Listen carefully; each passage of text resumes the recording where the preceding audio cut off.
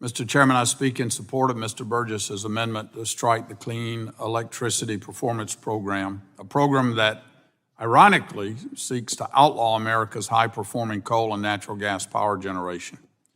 The provisions of this section represent the greatest federal intrusion into state and utility decision-making in over 3 decades. Yet, with no review, these provisions have appeared literally out of thin air in the past 3 days. The provisions here go far beyond plowing taxpayer dollars into, quote, incentive payments, which would be alarming enough by themselves, but these provisions would also implement sweeping regulatory mandates and penalties on every customer-serving electric utility in the nation, the policy implications of which are profound. These implications include negative impacts on costs, on reliability, on the rates working families pay, negative impacts on state authorities, negative downstream effects on large and small businesses, negative impacts on the competitiveness of our manufacturing sector, costly disruptions to municipalities, the tax base, and agriculture, and of course, the loss of tens of thousands of jobs in the coal and gas-fired power sector. If these provisions go into effect, there would be no escape from the escalating mandates and fees if there's a failure to comply, even if compliance is technically impossible.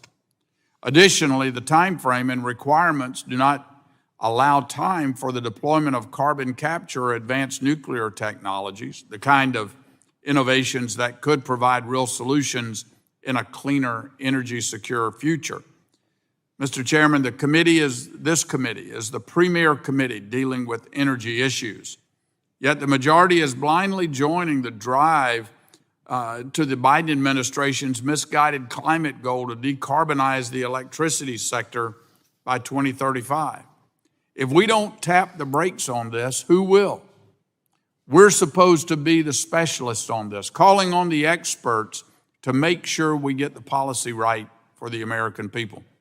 And speaking of experts, some of them have been raising serious questions that this type of unvetted scheme will not even be able to drive the massive build-out of weather-dependent power generation favored by the Democrats, which means utilities and ultimately working families will just end up paying billions in fees.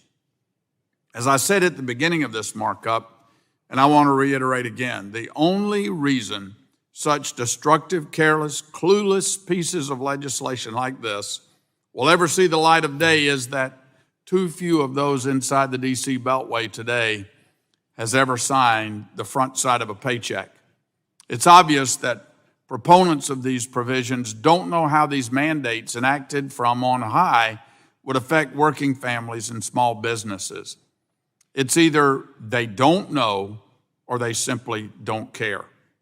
To my Democrat colleagues, please take a step back from the ledge. You claim to advocate for working families and disadvantaged communities, but this provision will take even more of their hard-earned money, and they'll be without power more frequently.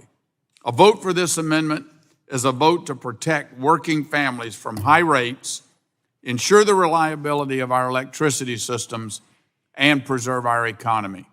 I urge a yes vote on this amendment, and Mr. Chairman, with that, I yield back.